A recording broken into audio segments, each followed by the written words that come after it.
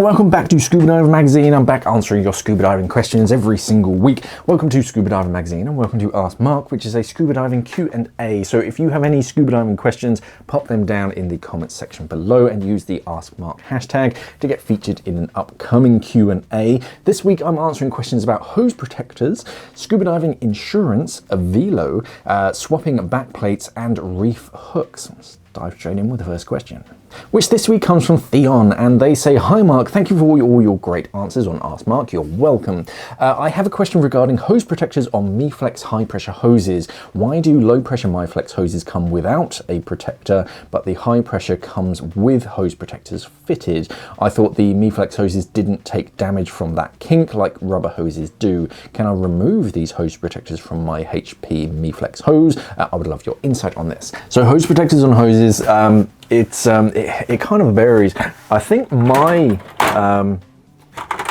no, that one. So that's a high pressure miflex hose, and as you can probably tell, they're quite diddy. They have a very small like internal volume to help reduce the effects of the pressure. This one is from, because they usually have it written on them somewhere, 2009. And this one, as you can tell, didn't come with hose protectors, but yeah, a lot of the newer ones do still come with the hose protectors. Would I take them off? I wouldn't go to any great lengths to remove them, because miflex has put them on there for a reason. I don't remember seeing any kind of like recall notice or anything, so I don't think there's too much of an issue of like a kinking issue, but I'd still probably sort of leave them on. I would like withdraw them, so move them down so I can clean underneath them and make sure they're nice and dry before putting them back. But as far as like removing them, I wouldn't worry too much. And why do the high pressure ones come with them when the low pressure ones don't? It might just be that they have like a whole batch, because I can't imagine that you can buy one or two hose protectors from whoever casts them. So you might find that they just sell more of the low pressure hoses, so they just ran out of them. It could be that, I'm just speculating obviously, but yeah, if you've got hose protectors in place, I tend to remove them personally, and just make sure that my hose routing is as like neutral as possible, so you're not putting too much force on one particular area.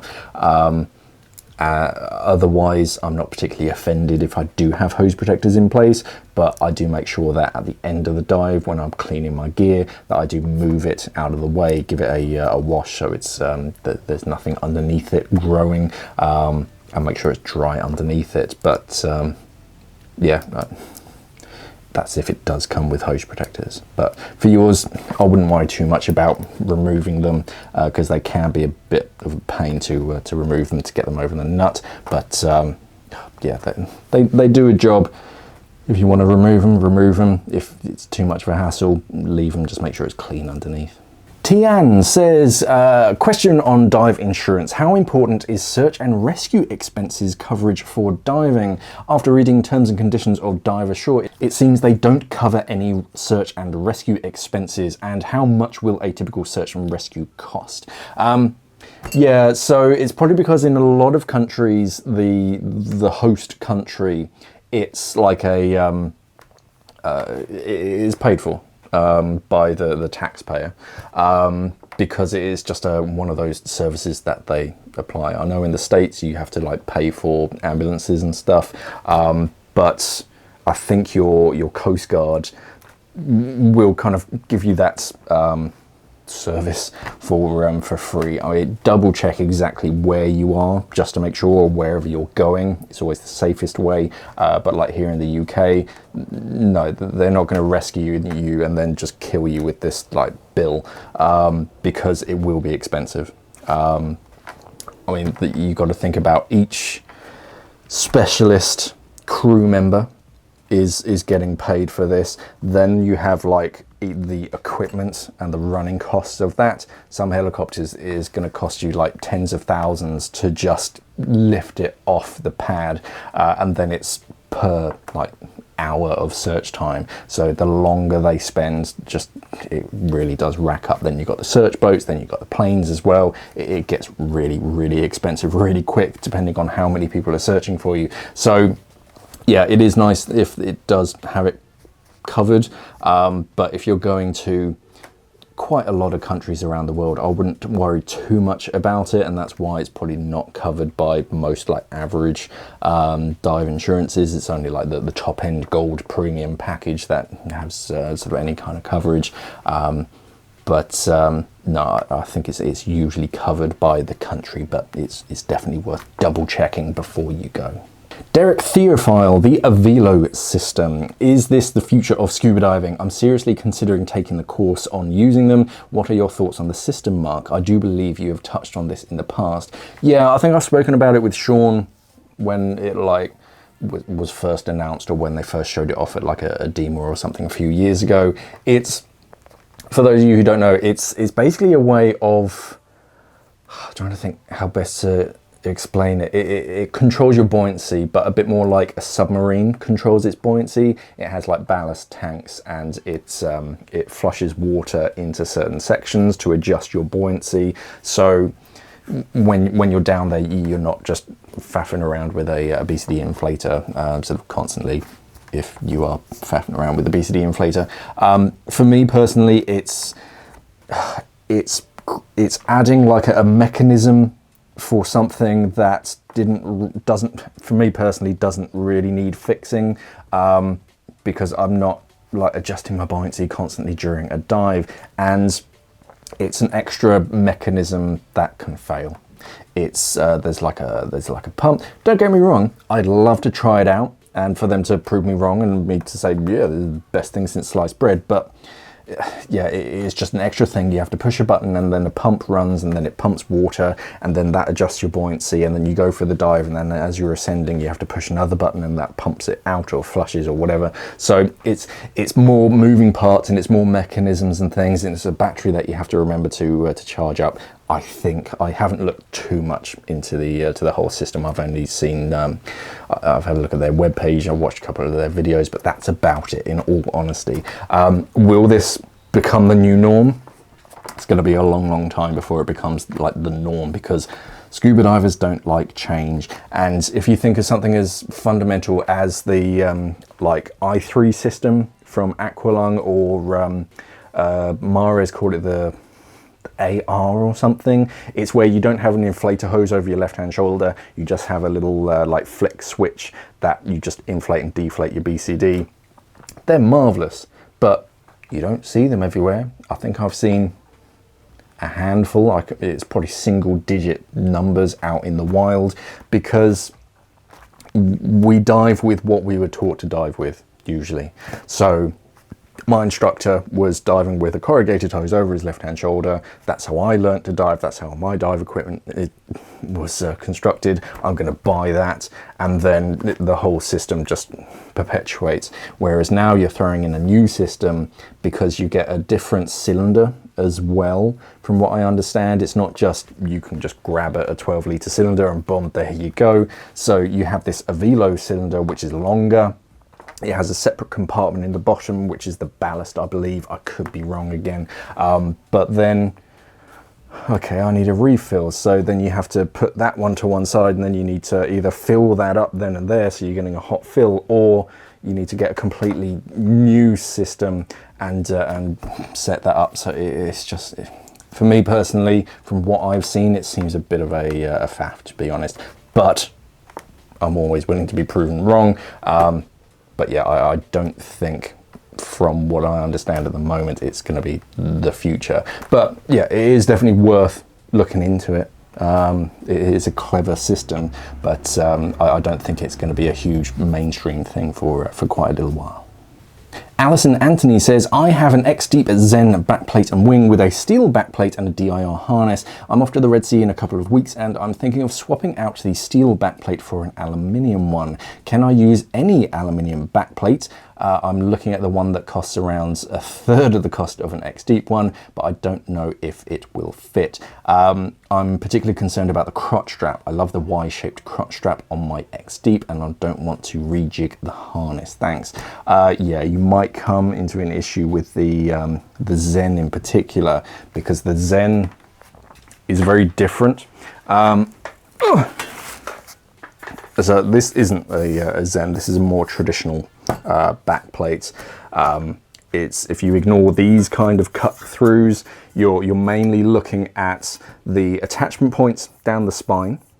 And these ones in particular, if you look for this lower section, because on a lot of older backplates,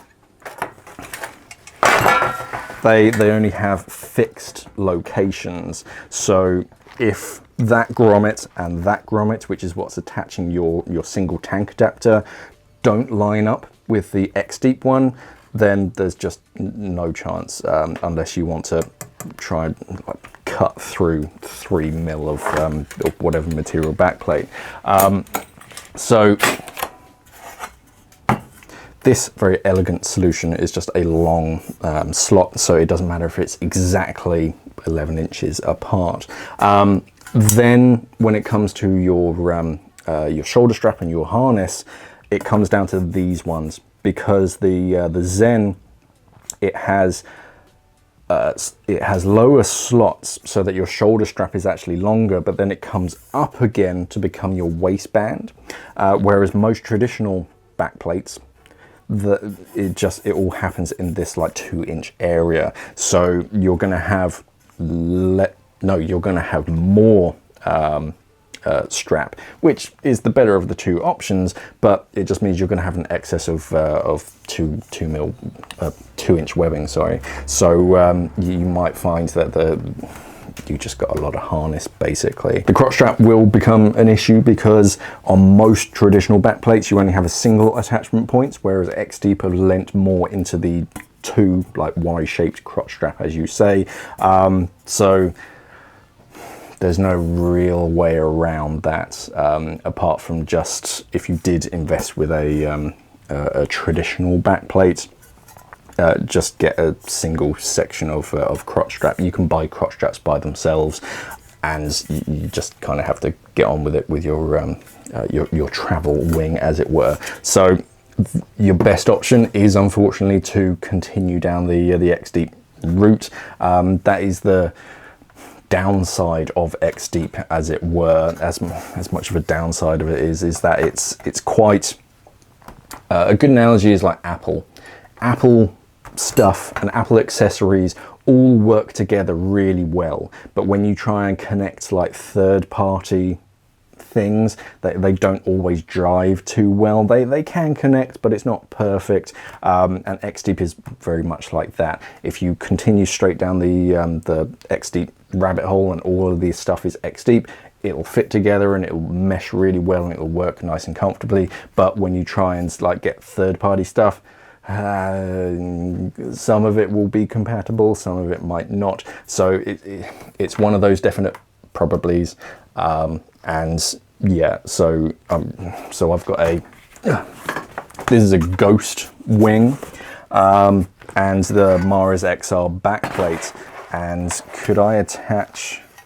Yeah, so I could attach a single tank adapter onto that and make some kind of hybrid out of that. So it can be done, but it is very specific, and it's one of those things that it's best to actually have the bits and bobs, put it together and double check. But without having all the things in front of me, I can't promise anything.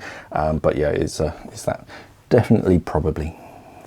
Edo Lempart says, hey there Mark, thank you again for the great videos, you're welcome. I'm going diving for the first time in the Maldives for underwater photography. For the first time I will dive in currents. What are your best ways to use reef hooks without harming corals? I understand that reef hooks are highly recommended for this type of scuba diving and photography.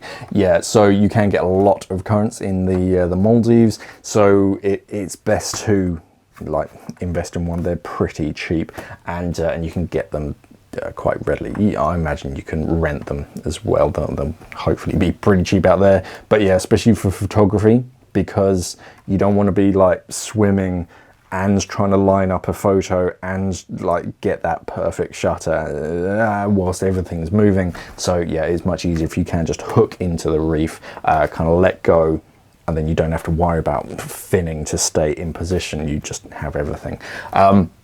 So with reef hooks, yeah, you'll get used to it pretty quickly. And the hooks themselves are pretty large. I don't think I have one knocking around.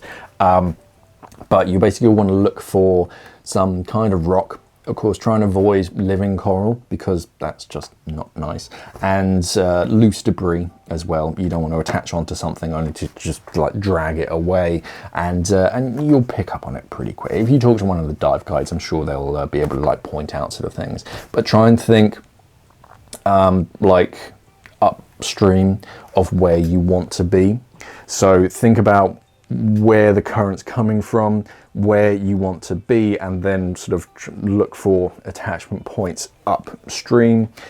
Hook it on. It should already be attached onto a close D-ring to your body, and then you basically want to like just take a step back, as it were, just holding onto it, being ready to fin should it slip or whatever.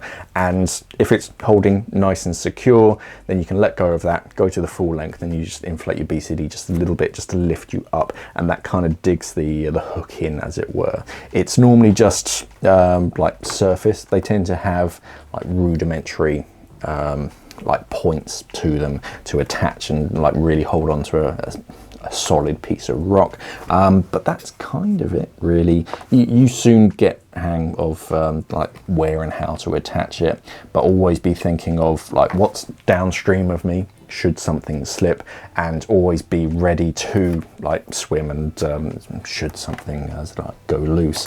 And also when you're going to unhook, remember that you have inflated your BCD just a little bit, and you might need to deflate it a little bit, but yeah, that's kind of it. Just have a look around. You'll catch the drift pretty quickly in like where to hook onto it. But yeah, the next thing is getting used to that that knot that you tie to try and concertina it down. I still haven't got used to that that knot, and the guides out there just do it so quickly, and you go from like a line that's about that long to just that long just by using this really quick simple knot.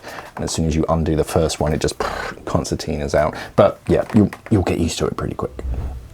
And that's it for another week. Don't forget to head over to Scuba Diving Magazine or scubadivermag.com. Check out all the interesting things that we do over there. And if you could go to app.scubadivermag.com. It's something new that we're trying out. We just want to make sure that it's still working. We haven't received any sort of issues for it so far, but we do just want to make sure that it is working for you wonderful people. Wherever you are, go to app.scubadivermag.com. Basically a way of using the Scuba Diving Mag, a digital version of our magazine that you can do on your phone, on tablets, on desktop as well, so that you can check out our magazine. There's 1 or 2 editions up there for free at the moment, so yeah, just have a good look around. But that's it for another week. Again, if you've got any questions, pop them down in the comment section below. Thank you for watching, everybody, and of course, safe diving.